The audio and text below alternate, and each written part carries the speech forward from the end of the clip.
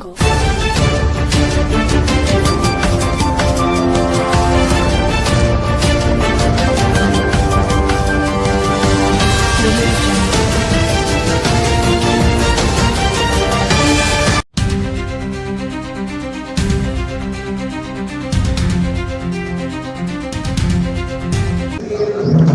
नमस्कार मंडळी, आपण पाहत आहात मराठवाडा लाईव्ह न्यूज आवाज जनतेचा आणि मी नागेश लांजे आपल्यासोबत.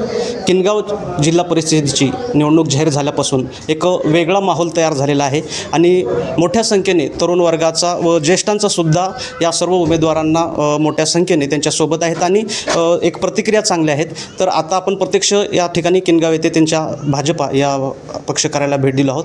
तर प्रत्यक्ष आपण प्रथम आज प्रजासत्ताक दिन आणि प्रजासत्ताक दिनाच्या मी सर्व जनतेला शुभेच्छा देतो. प्रथम सर, जिल्हा परिषदेची निवडणूक जाहीर झाली आणि आपणाला ज्यावेळेस तिकीट जाहीर झालं त्यावेळेस एक मोठ्या संख्येने मॉप होता आणि एक तरुणांच्या वेगळ्या प्रतिक्रिया होत्या. म्हणजे काय भावना होत्या, नेमकं कोणते कामं करणार, काय सांगाल आपण?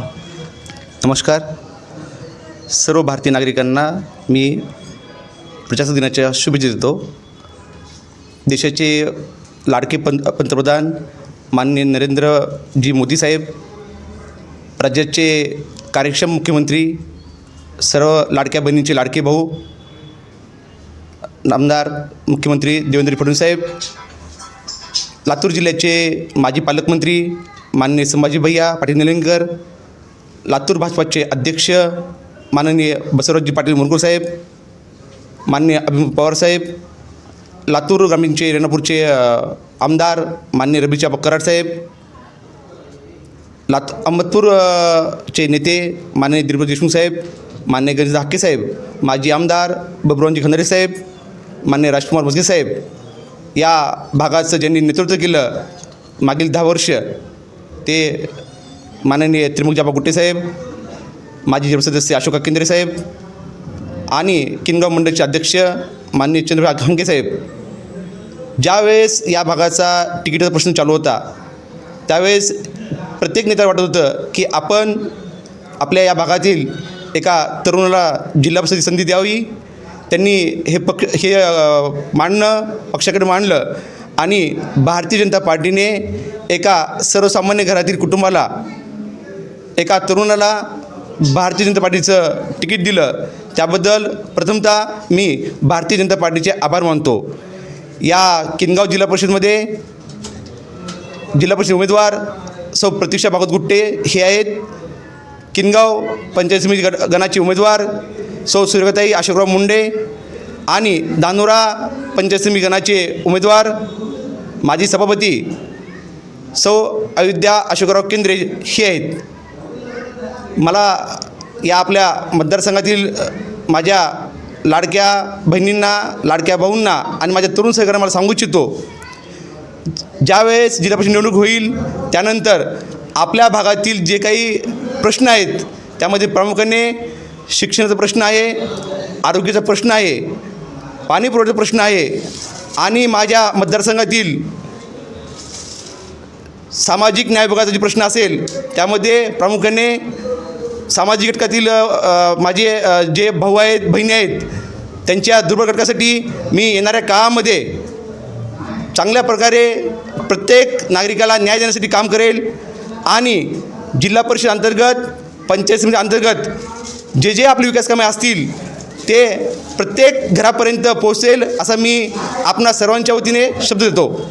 या ठिकाणी पक्षाकडून संधी भेटणं आणि संधीचं सोन्यात रूपांतर करायचं असं तुमचं थोडक्यात सांगताय. त्यामुळे माझ्यासोबत मुंडे सर आहेत. मुंडे सर, काय सांगाल? या किनगाव भागामध्ये अनेक दिवसापासून प्रश्न आहेत, प्रलंबित आहेत, ते कशा प्रकारे सोडवणार, काय सांगाल जनतेला? प्रथमतः मी भारतीय जनता पार्टी व भारतीय जनता पार्टीचे आमचे सर्वोच्च नेते या सर्वांचा मी आभार मानतो.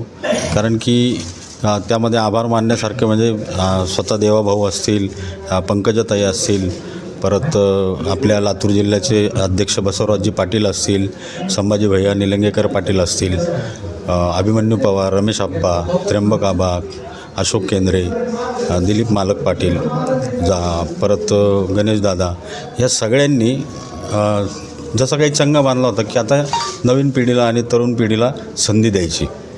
ती संधी आम्हाला दोघांना मिळाली. त्या संधीचं सोनं आता भागवत भाऊनी पण सांगितलं आणि मी तेच सांगणार आहे. पण त्याच्यामध्ये किनगाव या परिसरामध्ये हा सर्वसामान्य जनता आणि शेतकरी बांधवांचा हा बहुल भाग आहे. ह्याच्यामध्ये जास्तीत जास्त मोठा वर्ग शेतकऱ्यांचा आहे आणि शेतकरी वर्ग त्याला आत्तापर्यंत शासनाकडनं जी काही मदत मिळते ती प्रत्येक योजनेतून मिळतीच आहे.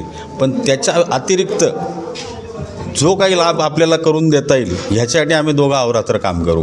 त्यांचा आरोग्याचा प्रश्न असेल, त्यांचा शेतीचा प्रश्न असेल, त्यांचे पांदन रस्त्यांचे विषय असतील. आमची ती इच्छा आहे की प्रत्येक शेतकऱ्याला त्याच्या शेतापर्यंत जायचा पक्का रस्ता व्हावा. आमची इच्छा आहे की शेतकऱ्याच्या मालाला हमी भाव तो दरवर्षी पक्का त्याच्यात वाढ होऊनच मिळावा. अशा बऱ्याच गोष्टी आहेत. शेतकऱ्यांना अवजारं असतील. आता इतक्या योजना आहेत. सौर पंप आहे, वीज मोफत आहे, स्वस्त म्हणण्यापेक्षा मोफत धान्य पण आहे. या सगळ्याच आणि पंचायत समितीच्या माध्यमातून महिला सक्षमीकरण करायचं आहे आम्हाला. त्याच्यामध्ये प्रत्येक महिलेला तिचा लाभ मिळाला पाहिजे. आता पंचायत समितीच्या माध्यमातून आपल्या भागामध्ये ज्या ज्या काही गोष्टी आणता येतील महिलांसाठी त्या प्रत्येकाला आणि आम्ही ताईंना विनंती केलेली आहे, पंकजा ताईंना, की तुमचा पशुसंवर्धन जे खातं आहे त्याच्यामध्ये मोठ्या मोठ्या स्कीम न ठेवता छोट्या छोट्या स्कीम करा. त्याच्यामध्ये गाई, म्हशी, शेळी आणि कुक्कुटपालन हे बचत गटाच्या धर्तीवरती तुम्हाला त्याचे महिलांना लाभ देता येतील. अशा प्रकारची एखादी योजना राबवावी आणि त्या माध्यमातून आमचं महिला सक्षमीकरण करावं. आणि ते ताईंनी मान्यसुद्धा केलं आहे. म्हणजे मार्चनंतर एखाद्या वेळेस त्या योजना आता लागू पण होतील. नाही तर पूर्वी कसं होतं की 50 लाख अनुदान, 10 लाख अनुदान, 25 लाख अनुदान, पण त्याच्यासाठी त्याचा लाभ घेण्याची इच्छा व्यक्त करतो त्याला बँका, वित्तीय संस्थांच्या मागे लागावं लागतं, त्याला काहीतरी तारण द्यावं लागायचं. अशा ह्या काही गोष्टी न राहता जे की सामान्य नागरिक आहेत त्यांना अनेक प्रश्न असतात, ते बँकेपर्यंत पोहोचू शकत नाहीत. त्यामुळं सामान्य नागरिक असतील, शेतकरी असतील, महिला असतील, महिला सक्षमीकरण असेल, वर्षानुवर्ष अनेक वर्ष जी की शेतकऱ्यांची रस्त्यासाठी भांडणं असतात ते आपण सोप्या पद्धतीने सोडवण्याचा प्रयत्न असं म्हणताय. आपण सरांकडे जाऊ. सर, काय सांगाल की तुम्ही भारतीय जनता पार्टीची या ठिकाणी युती झाली, यानंतर तुम्ही सोबत आहेत ठामपणे, म्हणजे दलित, मुस्लिम सर्व एकत्र धुंडळत आहे, काय सांगाल या निवडणुकीबद्दल? प्रथम मी राष्ट्रवादी काँग्रेसचा कार्यकर्ता आहे आणि इथं अहमदपूर तालुक्यामध्ये भाजपा आणि राष्ट्रवादी काँग्रेसची युती असल्यामुळे आम्ही भाजपाचे जे उमेदवार आहेत किनगाव गटामध्ये त्यांच्यासोबत आहोत.